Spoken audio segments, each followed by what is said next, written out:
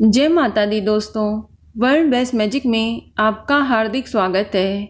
कैसे हैं आप सब? ये बताने के लिए कमेंट बॉक्स में जय माता दी जरूर लिखें। दोस्तों, अश्विन मास के कृष्ण पक्ष की अष्टमी तिथि को जीवित पुत्रिका व्रत रखा जाता है। जीवित पुत्रिका व्रत संतान के स्वास्थ्य, सुख, समृद्धि की कामना के लिए रखा जाता है। इस दिन माताएं अपनी संतान को कष्टों से बचाने और लंबी आयु की कामना के लिए निर्जला व्रत रखती हैं। दोस्तों, आज हम आपको इस वीडियो में बताएंगे कि जितिया या जीवित पुत्रिका व्रत आखिर मछली खाकर इस व्रत की शुरुआत करना क्यों शुभ माना जाता है, इसके पीछे क्या कारण है। दोस्तों, संतान की खुशहाली के लिए रखे जाने वाले व्रत जितिया में सप्तमी यानी नहाय खाए के दिन से ही नियमों का पालन शुरू कर दिया जाता है। इस व्रत को शुरू करने से पहले अलग अलग क्षेत्रों में खान पान का अपनी क्षेत्रीय परंपरा है। ऐसी मान्यता है कि इन चीज़ों के सेवन से व्रत शुभ और सफल होता है। आपको बता दें कि संतान की खुशहाली और उसकी लंबी आयु की कामना के लिए जितिया व्रत रखा जाता है। उत्तर प्रदेश, बिहार के मिथिलांचल सहित पूर्वांचल और नेपाल में काफ़ी लोग इस व्रत को करते हैं। ये व्रत 3 दिनों का होता है। इस व्रत की शुरुआत सप्तमी तिथि से नहाय खाए के साथ शुरू हो जाती है और अष्टमी तिथि को निर्जला व्रत रखा जाता है, जिसे खुरजितिया कहा जाता है, और नवमी तिथि को इस व्रत का पारण हो जाता है।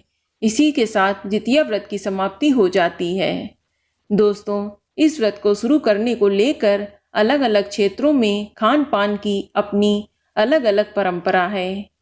इस परंपरा के अनुसार बहुत से क्षेत्रों में जितिया व्रत की शुरुआत में मछली खाकर इस व्रत को शुरू करना शुभ माना जाता है। आपको जानकर ये हैरानी होगी, लेकिन जितिया एक ऐसा व्रत है जिसमें मांसाहारी चीज का सेवन करके व्रत शुरू किया जाता है। मिथिलांचल और पूर्वांचल के कई क्षेत्रों में महिलाएं मछली खाकर इस व्रत को शुरू करती हैं। वैसे हिंदू मान्यताओं में तो पूजा पाठ के दौरान मांसाहार को वर्जित माना गया है, लेकिन बिहार के कई क्षेत्रों में जितिया व्रत के उपवास की शुरुआत मछली खाने से ही होती है। इसके पीछे चील और सियार से जुड़ी जितिया व्रत की पौराणिक कथा है। इस कथा के आधार पर मान्यता है कि मछली खाने से व्रत की शुरुआत करनी चाहिए और यहाँ मछली खाकर इस व्रत की शुरुआत करना बहुत ही शुभ माना जाता है। और मछली के अलावा कुछ और भी पकवान हैं जो इस व्रत में खाए जाते हैं। इस व्रत में गेहूं के आटे की रोटी की बजाय सुबह मरुआ के आटे की रोटी बनाई जाती है और इसी का सेवन किया जाता है। इसे शुभ माना गया है। ये परंपरा सदियों से चली आ रही है। दोस्तों, बिहार के मिथिलांचल में कई जगहों पर मरुआ के आटे की रोटी के साथ मछली खाने की परंपरा है। साथ ही झिंगनी की सब्जी भी खाई जाती है।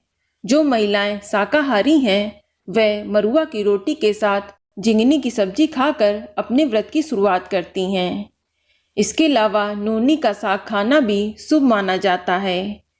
इसके अलावा इस व्रत में नोनी का साग बनाने की भी परंपरा है।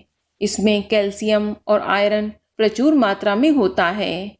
ऐसे में इसे लंबे उपवास से पहले खाने में कब्ज आदि की शिकायत नहीं रहती है और पाचन भी ठीक रहता है।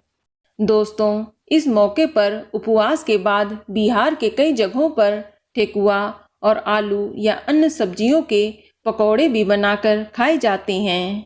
इसके अलावा चावल, दाल, मौसमी सब्जी और इन पकौड़ों के साथ उपवास खोला जाता है। दोस्तों, खाने पीने की चीज़ों के अलावा इस व्रत में एक खास तरह का लॉकेट भी पहनने का महत्व है, जिसे जितिया व्रत का लॉकेट कहा जाता है, जिसे लाल या गुलाबी रंग के धागे में पहना जाता है। पारण के समय महिलाएं ये लाल धागा अपने गले में धारण करती हैं। जितिया व्रत का लॉकेट, जिसमें जीमूत वाहन की तस्वीर लगी होती है, उसे भी धारण किया जाता है। दोस्तों, इस व्रत में किसी किसी क्षेत्र में सरसों के तेल और खली का भी प्रयोग किया जाता है। जीमूत वाहन भगवान की पूजा में सरसों का तेल और खली चढ़ाई जाती है। व्रत समाप्त होने के बाद इस तेल को बच्चों के सिर पर आशीर्वाद के रूप में लगाया जाता है।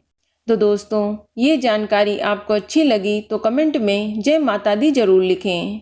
और अगर आपका कोई सवाल हो तो उसे कमेंट बॉक्स में अवश्य पूछ लें।